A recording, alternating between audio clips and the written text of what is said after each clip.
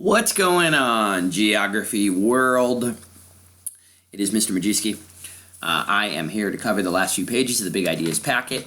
This is the urban unit, and I'm going to do this one via video in the interest of saving class time. So I'm going to cover pages 61 to 69 on this. I think in yours it's actually labeled as pages 59 to 67. Anyways, let's go ahead and get through this. We're on to urban, right? So urban geography, we're going to start with the urban models. I hate how Edge Cities is at the top, so we'll come back to that one. Let's begin with Concentric Zone. This is the first, kind of the original city model for the United States. It's called the Concentric Zone model. Remember, it's developed by Ernest Burgess in the 1920s. Really, just as suburbs are starting to form, they were streetcar suburbs, which means they were connected by trolley car into the CBD. So still most transportation was being done through horse and buggy and those sorts of things, with a little bit of streetcar and other rail access into the center.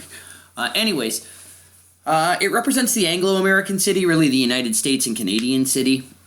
And of course, remember, the other city models that come after it kind of build on it and modify it in some way.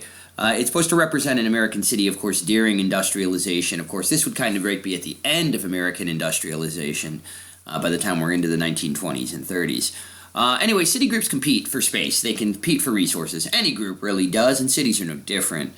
Really, when we start with Burgess, we need to recognize the fact, he does use the bid-rent theory. I mean, his entire theory is a lot like von Thunen, in that they're very much both based on the same general bid-rent concept.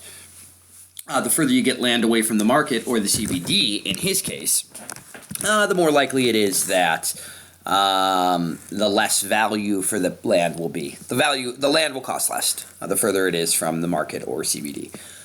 So therefore, interestingly enough, in Burgess's model, the lower classes actually live near the CBD, and the higher classes live in the outer rings. They can afford to, and more importantly, they can afford to transport themselves into the city when they need to. Not as much the case with the lower classes. Why the lower classes? So obviously in this model, ring number one, the circle in the center, is the CBD. And obviously that's going to be where much of the business and retail activity takes place, truly the heart of the city. In the area around that, you're going to get what we would describe as inner city neighborhoods. These are going to be lower social classes, a lot of immigrants in that particular circle. They're going to be closer to the jobs, the retail and industrial jobs in the CBD. They can spend less money on transportation to get to those jobs, work, stores, that sort of thing. Of course, the negative to that is they're in the oldest neighborhoods, right? They're in oftentimes the most run-down neighborhoods. And so you get what you pay for, I guess, is a good way of looking at it. By the way, a lot of ethnic groups will be located in that ring, ethnic migrants or immigrants into the area. Then it's lower social class in the ring around that. Then ring 4 is going to be medium class residential, and then obviously the outer edges of the city, that's going to be your high class residential, your early suburbs. Like von Thunen, well, first off, why do the higher classes live in the outer rings? Because they can afford to. They can afford to live there and get the benefits of that suburban life, and they can afford to transport themselves into the city center for work or school or shopping, whatever they need, so they can afford to live further away, and that's what they do. Please remember, like von Thunen, the inner rings are more intensive, I guess you could say, in that they're going to be more cramped. There's going to be more people, more density there. Of people than there would be obviously in the outer rings, which will be more extensive, external, and or less dense, more dispersed. Anyways, Burgess's model is completely based on walking and horse riding with a little bit of streetcar suburb into it, although really not much at all. It's really what we consider to be a walking and horse riding sort of city model. All right. Anyways, let's fast forward to Homer Hoyt, 1939. So about 15 years after the concentric zone model. And by the way, Burgess used Chicago in order to identify that model. Anyways, Homer Hoyt, 1939, develops what becomes known as the sector model. It's really used generally to depict more variation, especially ethnic variation. And basically what it says is, hey, when communities grow, or when areas of a city grow, they're not going to grow in a circular pattern linearly outward. They're going to grow kind of like almost like a growth towards the outer edge on their own. And so we basically argued that the concentric zone model didn't accurately describe the progress of growth in a city as it got larger and larger and larger. He argued it rarely takes that actual circular form. Hoyt's model much more based on transportation. And again, you're starting to see streetcar and rail centers become much more common in cities by the 1930s, and ergo, as a result of that, he argued that sectors of growth will form from the CBD outward to the city, almost like wedges in a pie, or wedges in a circle. And they're going to jut from the inside, from the CBD all the way to the outer edges of the city. And they're going to usually follow transportation lines, whether those are streetcars, trolley cars, or subway systems, whether those are railroads that go through. Maybe you even have early roads that are starting to form. And he would argue sectors would form on both sides of those transportation corridors as businesses locate in those areas. But more importantly, as people are able to jump on these transportation lines and take them into the center of the city. Again, really focuses more on transportation than Burgess did. You have a core district with a main transportation line. Again, that would usually be your streetcar or subway system. And then, of course, the lower class lives in the industrial area. Well, let's go through the various areas because there's a lot labeled on this particular model. The CBD, of course, is in the center. It is in all of these American city models, right? You're going to have a light manufacturing sector that's oftentimes going to, again, maybe have a rail or a line that goes through it that will allow goods produced in the industrial sector to leave the city so they can be used for exports or trade. Then you're going to have a low-class residential sector that's going to border up against the light manufacturing. Why? Because this is where many of the manufacturing workers are going to live, in these number threes, in these low-class residentials that surround the CBD and jut up against the industrial zone. You'll see it's over here as well on the other side of the light industrial. So you have light industrial sectors, and then you have low-income housing around there to supply the workers for the light industrial. Then you're going to get medium class, and well, first off, then you'll have another sector that juts outward in the opposite direction from the low class and industrial sectors. That would be one that has the new modern streetcar or subway line. That's going to be your high class residential, and then of course surrounding that you're going to have kind of medium residential throughout the rest of the city. So again, more of a pie-like sector model where the sectors follow major transportation lines. The lower class still lives in the industrial area, in the area around the CBD. Those are usually, again, ethnic neighborhoods. As immigrants move in, oftentimes they would move into these older neighborhoods near the inner city. Higher class extends outward from the CBD. They may not surround the entire city, as was the case with Concentric Zone. Instead, they grow outward in a series of sectors, or maybe in one direction, separate from the industry and lower social classes. Education, other resources like parks in that area. Obviously, that's going to be the more desirable, I guess you could say, locations in town. Then we fast forward to 45. This is multiple nuclei. This is Harris and Ullman. Remember, this one is taking automobiles much more fully into account. This model represents an alternative way of understanding structure in that cities, remember, now have multiple cores. They have the traditional CBD, number one, right? Oops. They have the traditional CBD. What am I doing here? What in the world did Mr. M just do? Okay. Well. Okay. Anyways, you're going to have your traditional CBD there, right? And that's going to be followed up with some light manufacturing area that's going to border the CBD. Then you're going to have your low-class residential. So far, it looks very similar to our other models. Right now, medium-class residential. Then note the high-class residential in a suburb extended away from the CBD. Why? Because we're starting to see edge cities, number 7, 8, and 9 here, the outlying business district, and then this would be like the mall and the new retail section specifically for the medium and upper class. And then you're going to start to see these suburbs form, residential suburbs, industrial suburbs. That's going to have mostly homes. That's going to have mostly industry jobs that specifically pop up in order to meet the needs of the folks in the newer outer neighborhoods. Those are edge cities on the edge of the city itself. They've devalued the CBD. It's less important than ever before because you have these suburban business and industrial and residential districts that extend the city outward. The higher class live near the edge cities. The lower class lives near the manufacturing towards the city center. All right. Then we get Urban Realms Galactic City Model. This is Vance and Lewis. This is basically arguing that you have multiple urban realms. The CBD is even less important than ever before. When megalopolises develop, remember what he argues is you basically have a new downtown that emerges and then suburban edge city downtowns that emerge. And so basically each suburb becomes its own realm, almost like its own little individual city. They all expand evenly, and by the way, so does the airport. It's its own realm. So basically, the CBD is less valuable than ever before. Again, highways and automobiles are more important than ever before. Remember, they often talk about how it might be surrounded by a ring road, which will devalue the CBD even further. And by the way, each of these little edge cities and suburbs overlaps with each other. So generally, you create almost like a megalopolis-like effect here. And they kind of just extend outward almost like a blob in different directions without any rhyme or reason.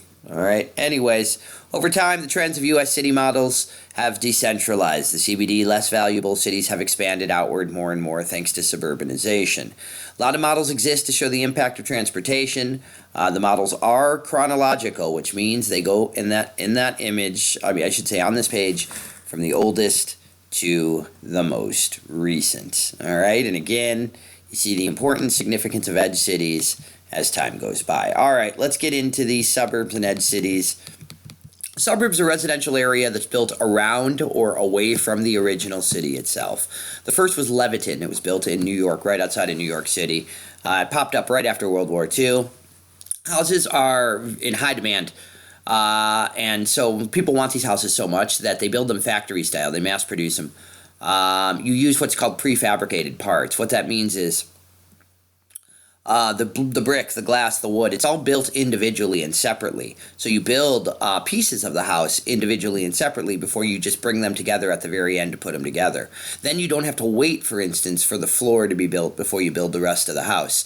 You can just kind of build it all at the same time from different areas, different people, bring it together and just put it together. It's massively efficient. It streamlines the speed at which you can create these houses. The problem is, since you're prefabricating the parts, you generally only have a few general styles, and so homes tend to look very similar to one another, very cookie-cutter-ish. Anyway, suburbanization is the growth of these areas as people move out of urban city areas, especially inner-city neighborhoods, in order to relocate to the suburbs on the outer edges of the city. Suburbanization rates really took off after World War II. There were a few reasons why. Soldiers came home, and there was more housing that was needed than ever before. So there was a baby boom after the war. Soldiers come back. They want to, I guess you could say, make up for lost time. There's a huge baby boom, which means we have this massive increase in children from soldiers and their new spouses or girlfriends, mostly wives. The portrayal of the American dream also led to the growth of suburbs. So as people had more kids, they needed bigger homes. And so suburbs became very desirable. Also, this idea of the American dream. Especially with women, there was this idea that you needed to marry, you needed to have a husband that worked in a white-collar, shirt and tie sort of job. Then you stayed home as a homemaker, and you kept up this really perfect home, I guess you could say, a place of peace, tranquility. You wanted the space, you wanted the peace, you wanted the backyard. That came with suburban life. Also, there was a law passed by the government. It was called the GI Bill. And it provided soldiers with mortgages for homes. And when that happened, soldiers now suddenly wanted to buy their first home. because they were able to get loans for it at really cheap costs, thanks to their service. Anyways, that led to a massive boom in suburbanization as well. So other causes, migration from rural areas, new infrastructure, roads, freeway systems are built, and that causes some folks in rural areas to either want to relocate to the city, to the suburban area outside the city, or maybe just to the city itself. Racial tensions as well. There was a lot of riots in the 40s, 50s, but especially the 60s and 70s, led a lot of whites to relocate to suburbs because there was a perception they were kind of quieter, safer, some less pollution, just issues that people in the city had to deal with. The idea was in the suburbs you didn't. Interstate highway system, we developed this massive highway system across this country. Pretty much every major freeway was created as a result of it. We created it in the 1950s. It allowed people to travel to the suburbs. And not only that, but live in suburbs and travel even better into the city itself. Also, hey, demographic patterns. What we mean by that is marriage ages rose. So the population had a large number of people that were getting married, starting families, and they needed a first home, and suburbs fit. They seemed perfect for a lot of people. And divorce rates were decreasing. All right, it was a time when there wasn't a lot of divorce, and so a lot of double parent families, a lot of kids as a result. A lot more infrastructure, and it's easier to build infrastructure, roads and things like that on land outside of the city itself because that land's usually cheaper. And so naturally suburbs would pop up oftentimes after infrastructure was built. What were the effects of suburbanization? Well, one is redlining. Remember, that's a FHA policy. It's a policy that discriminated against people. FHA, by the way, Federal Housing Administration, it's the people that give out loans to potential homeowners. Discriminated against people and communities from different races and economic levels. Remember, it would draw red lines, I guess you could say, on the map around certain neighborhoods, and it would discriminate against people from those areas. Usually they were minorities or people in poverty, and they would refuse to give them assistance with home loans or renegotiations, even though they would do so for people that lived in other areas under the exact same circumstances. Ghettoization is another effect of suburbanization. Inner cities become poorer, and many of these ghetto neighborhoods in the inner city tend to expand. Because why? Well, a lot of the other neighborhoods that surround them have been, I guess you could say, abandoned as people relocate to suburbs. That causes the expansion of the ghetto neighborhoods further outward into the neighborhoods that border the CBD. We see a decline in public transportation. We see less use of public transportation. We see fewer people cities building public transportation. It leads to more congestion, more car dependency. We're dependent on the automobile in suburbs. Usually suburbs are too far away for other forms of transportation to be as effective, or maybe it doesn't connect to you. And so we become a car culture as a result of suburbanization. Placelessness is another effect. As we build these cookie cutter factory produced prefabricated homes and neighborhoods, and they look all like one another over and over and over and over again, you lose your distinct characteristics for architecture and design. All cities basically lose their uniqueness. And that leads obviously to placelessness, where people lose that sense of place. Got a couple of black and white images, but they kind of prove what we're saying here, right? No neighborhoods look the exact same in suburbs oftentimes, and it can obviously lead to a feeling like, hey, I don't actually have a neighborhood that's unique. Every place just really looks the same. It looks very conformist, which might look pleasing to some people, but not to everybody. So in modern times, we focus more on what's called sustainable growth, just like sustainable agriculture when we're growing crops. Sustainable growth can mean a few different things. First off, there's something called smart growth, all right? This is a very, very hip thing in modern times. It's where you plan economic development in an effort to specifically stop urban sprawl and preserve green spaces, natural habitat, wilderness, or parks. This includes things like mixed land uses. What that means is you don't just zone certain areas for housing and then businesses here and then industry over there. What you do is you try to mix your land use so that there's homes next to or maybe on top of, if it's multiple stories, businesses. You're trying to basically make it more pedestrian friendly, where people don't have to use their cars or even have a car, because all of the things that they need, all the stores, the restaurants, everything is within immediate access and walkable. That leads us to our next point, walkability. You want neighborhoods that you can walk, that encourage walking and pedestrians and bike riding and interaction with people. So it's usually going to be a little bit smaller. They're going to be a little bit more cramped. You're going to take better advantage of space. You try to develop towards communities, not away from them, I guess you could say. You're trying to develop your communities so that they blend in or connect communities that already exist, rather than just build suburbs on the outer edges that just further expand your city. And then a variety of transportation choices is another option. That would mean, not just automobiles, because we're trying to dissuade that.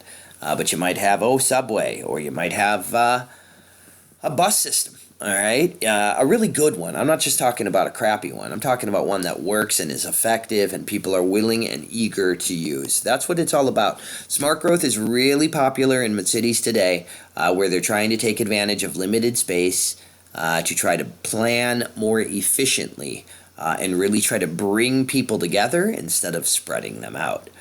Folks, the lofts at Harbor and Lincoln, good example of smart growth. If you've ever been down to State College and Chapman, you can see a bunch of lofts built on top of retail places in around Cal State Fullerton. All of those would be great examples of smart growth. Big disadvantage, it contributes to what's called slow growth. Cities that grow at a slower rate than others. This is because, you're really managing your growth, and so you're limiting it. You're not just allowing your growth to sprawl. If more people come, it's not automatic that they're going to be staying there in your city if you're using smart growth, because there might not literally be places for them. And so it can sometimes lead to slow growth, and it may be harmful actually in some instances to your economy. New urbanism is a specific type of planning that strives for walkability. It focuses on human scale urban design. Walkable streets, for instance, is really focused on people. So walkable streets, a lot of food and shopping in close proximity to where you live and to public spaces. Again, walkable neighborhoods, automobiles decrease. It also improves the environment. Mixed land use, very walkable. Schools, restaurants, play areas in a very close area to one another. New urbanism is just, I would say, kind of a type of smart growth. All right. Green belts. This is very popular here now as well. It's an area of open land surrounding a city. The idea is to try to decrease pollution, prohibit buildings, keep areas of your city undeveloped to maintain that natural feel or effect. Protect the land around the urban centers from urban sprawl. That's the big one. If you intentionally build in green belts, which are open spaces around your city or in between certain areas, you're physically preventing the city from sprawling outward, thanks to laws and policies that prevent that from happening. It doesn't work well everywhere. It's really popular in Europe. It increases air quality. It increases wildlife in the area. It reduces pollution. European cities, especially England, have done a great job with this. We have avoided them, although there's a thing in modern times, an effort in modern times to bring them back. Farmland protection, I haven't talked much about this, but joint efforts between the non-governmental organizations, they're called NGOs, those are like charities and nonprofits, and local government to try to preserve farmland, especially farmland near cities. Why? It's preserved for the use, education, and enjoyment of future generations. It's part usually of a regional planning process. There are oftentimes sites that are preserved for historic reasons. Why is it important? Well, it's going to guarantee a food supply for you locally. Remember the whole eat local movement? Well, if you don't protect your farmland around your cities, there's not going to be any eat local to eat. It does lead to the formation of green belts as well in some American cities. All right, green belts we're starting to realize the importance of. We're starting to introduce them. We should have been introducing them a long time ago. Urban revival or renewal.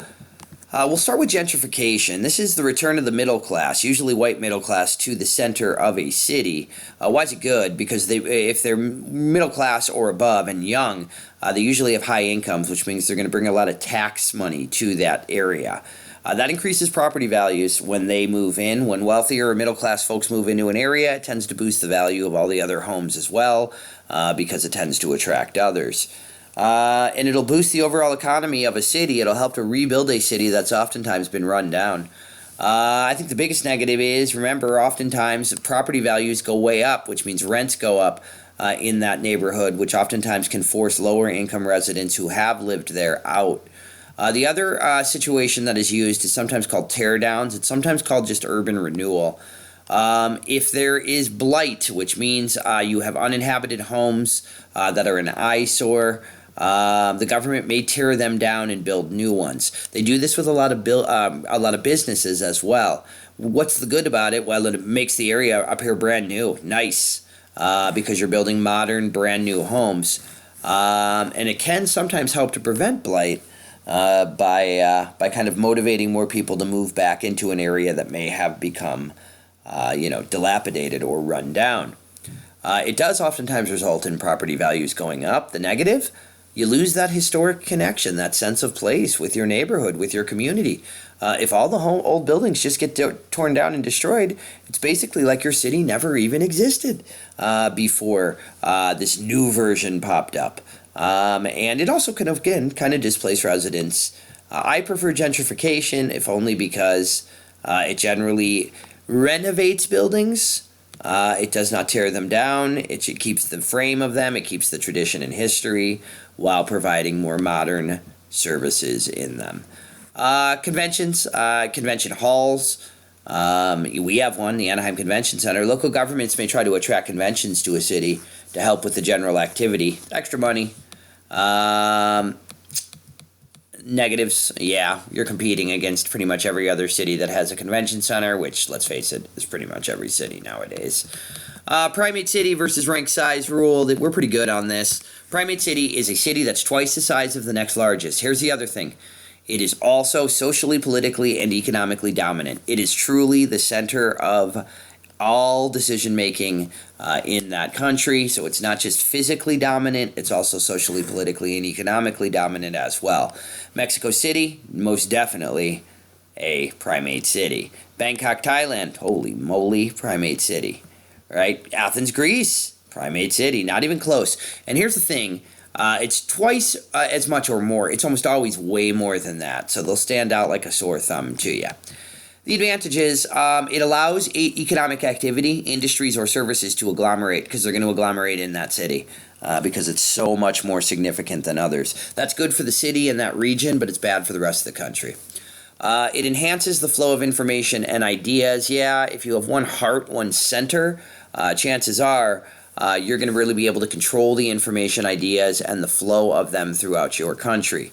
Transportation as well is very centralized. What we notice in primate cities, countries, is oftentimes the transportation networks literally all roll into that city. It's almost like the heart of the country, and the arteries, the veins, the roads, the railroads, all of those connect to it.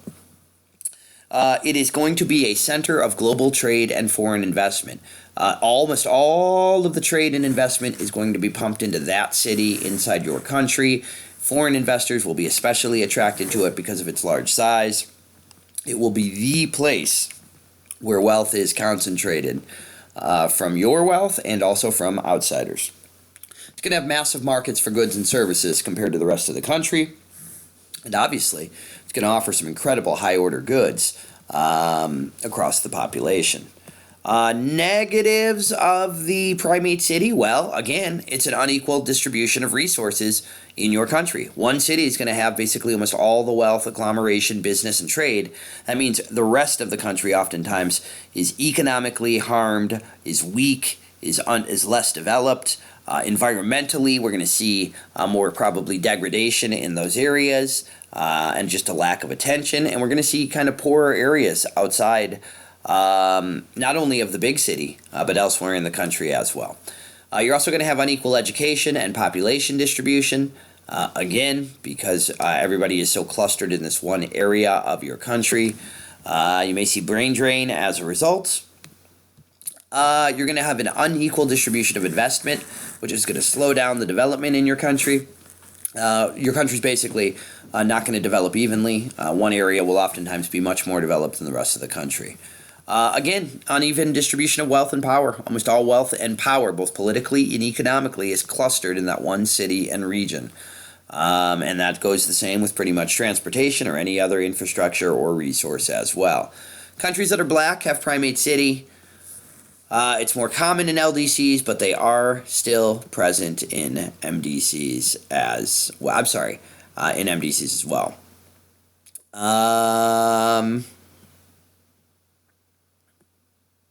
I'm like looking at that right now. U.S. isn't normally considered to have a primate city. You know, call me crazy, but I think they actually have it in reverse. I think the countries that are black, I think, are actually rank size, yes.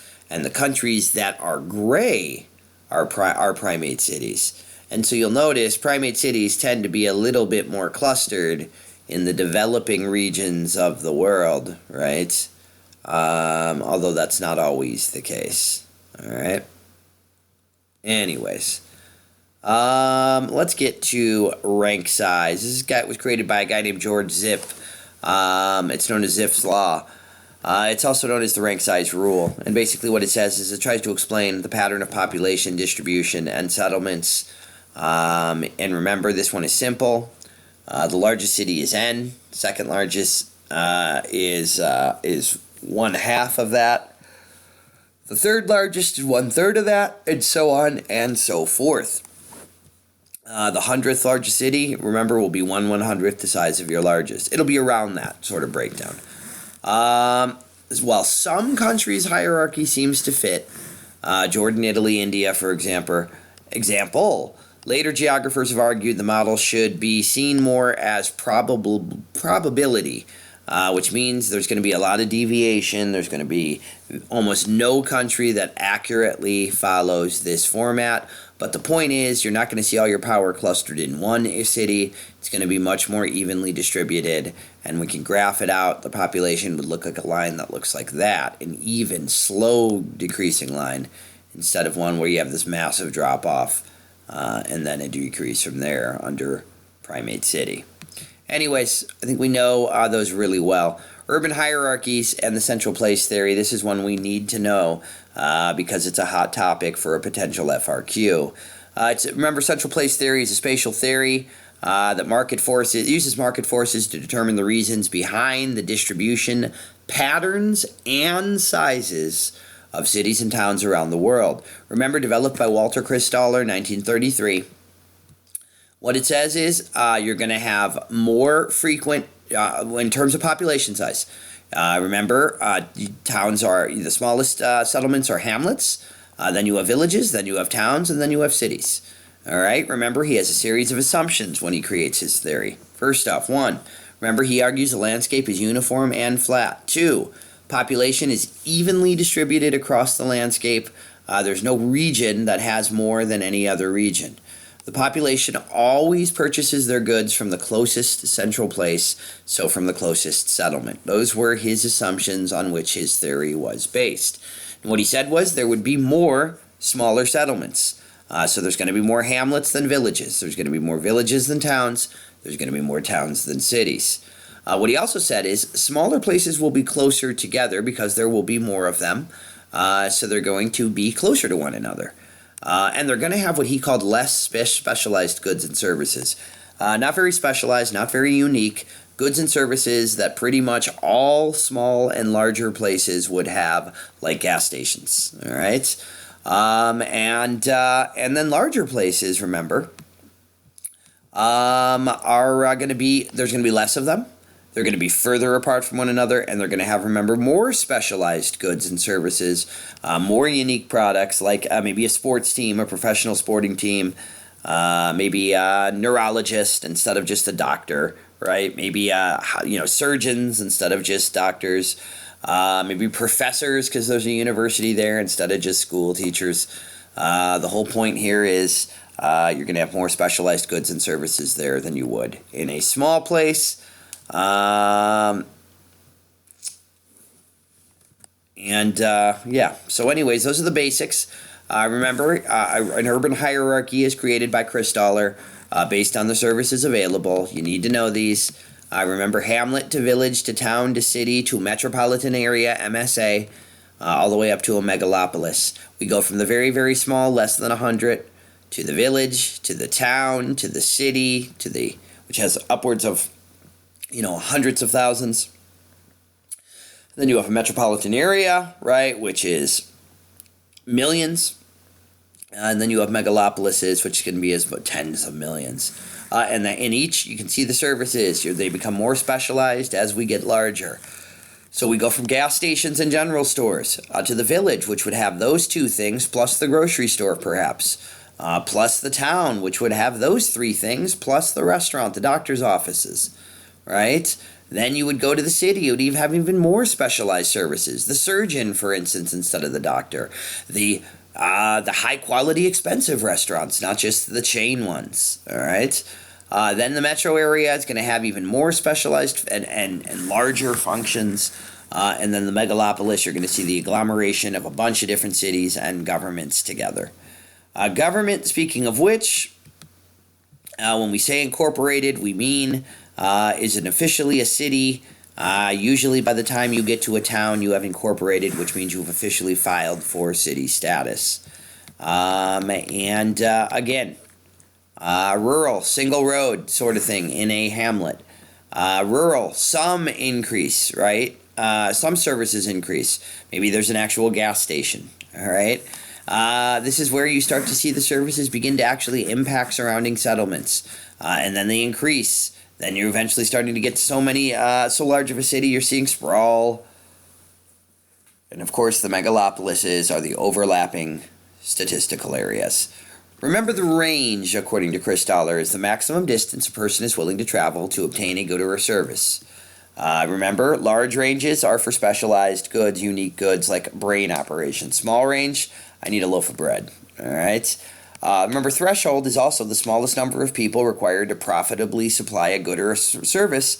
So like a large threshold might be an NFL team, a smaller one, again, would be, a bread shop. All right? So anyways, what Chris Dollar said, remember, is, hey, cities are going to locate based on their services provided.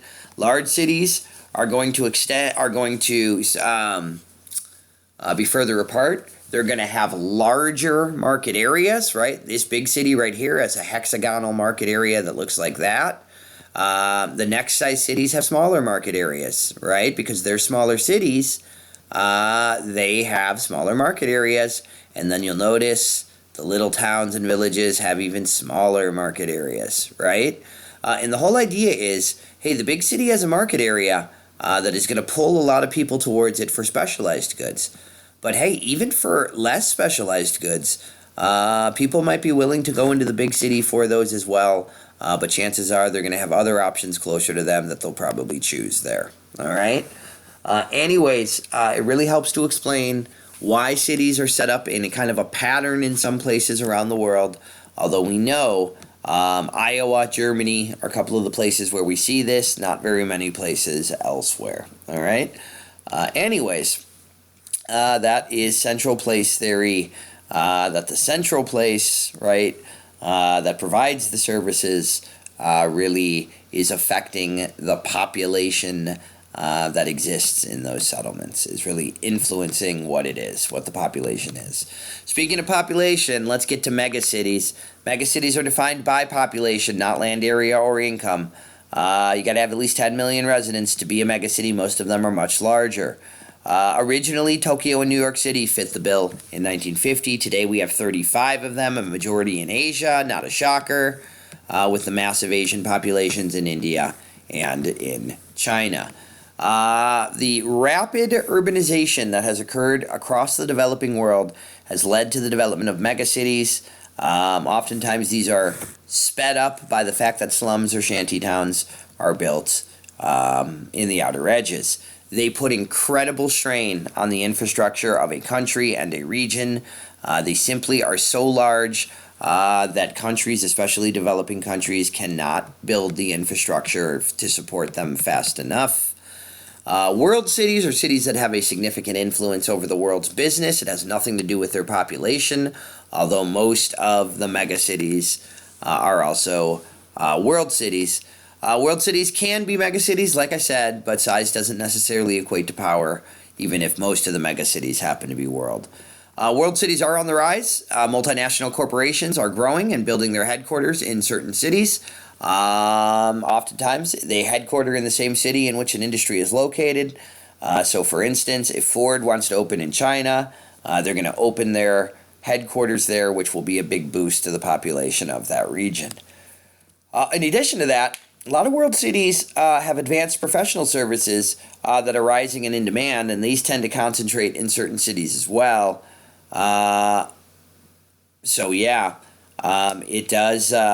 It does definitely concentrate banking, legal services, professional services, financial. Chris Taller does not work here when it comes to world cities. His model just doesn't take them into account. World cities tend to be more developed than the rest of the country. They tend to have really strong connections to the world economy, so they involve a lot of international trade. They usually actually have a highly skilled labor force. It may not be a majority of the workers, but there is a skilled force that's available for skilled professional jobs and innovations. Hey, can't forget about the gravity model, right? The gravitational or gravity model. Certain places are more attracted to others if they have a larger size. So basically, cities are attracted based on size and distance. Larger places have greater attractions to each other than smaller places do. Faraway places are less attractive than near ones, all right? So large cities tend to have greater connections economically with migration, culturally and socially, all right, than, for instance, a large and a small. And shorter cities, all right, tend to have greater connections and interactions than ones that are further apart. Gravity, all right, the closer you are to something, the more likely it is that you exert influence on it, and it exerts influence on you. Let's get to those foreign city models. I think Latin American's another great possibility this year for an FRQ. It's known as the Griffin Ford model. Again, the spine extends outward from the CBD. It's surrounded by high-class residents, and it connects to a mall on the outer edge. So you've got your CBD. Remember, you're going to have your traditional market as well, kind of like a swap meet sort of market in the Latin American city. Out of the CBD, you're going to get an industrial spine that extends outward, and the wealthy are going to cluster in the neighborhoods immediately around it. Then, if you recall, the rest of the city, the outer edges of the city, have that periférico zone, which are slums or shanty towns. They contain low-class population. Throughout most of Latin America, they're called barrios. In Brazil, they're known as favelas. It helps show the difference between rich in the periférico and the poor in the periférico and the rich in the spine. Actually, the further you go from the CBD, the lower the socioeconomic status of the people. So it's really a reverse of American cities. Caracas, Venezuela, Bogota, Colombia, Buenos Aires, Santiago, Chile, all of them follow this model. Please recall, you have the wealthy zone around the spine. You have the two CBDs. Then you're going to have the periférico, right? That's the shanty towns on the outside. And there will be a couple of zones of what are called disamenity. to connect the slum peeps, the peeps living in the shanty towns, directly into the market and the CBD. So the slum neighborhoods here will extend into the CBD, but almost in this like fang-like shape. The rest of the slums, the shantytown, the lower classes, are along the outer edges in those squatter settlements. All right. The sub-Saharan African model is easy. It's a guy named Blight that develops it. It has 3 CBDs. There's a traditional market, usually called a bazaar.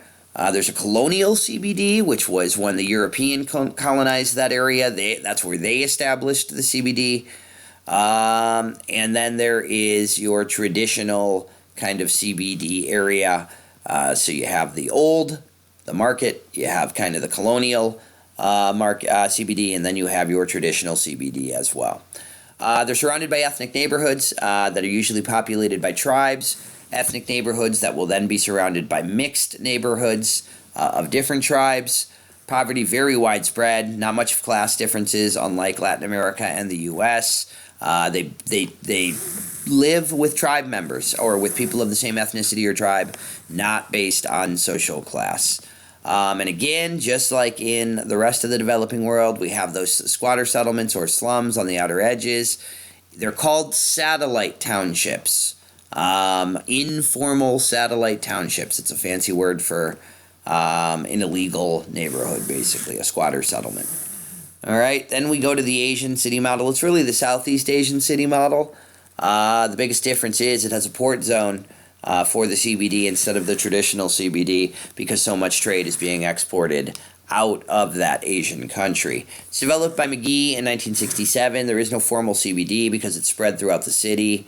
You have a very large middle class. There will be a suburban zone. You have different zones that represent the split up CBD. You're going to have the government Western Commercial Zone. That's a zone for American or European businesses to locate, to build products that employ workers from this country. But the products, remember, have to be shipped back to the country that they belong to. Then there's an alien commercial zone. That's the same deal.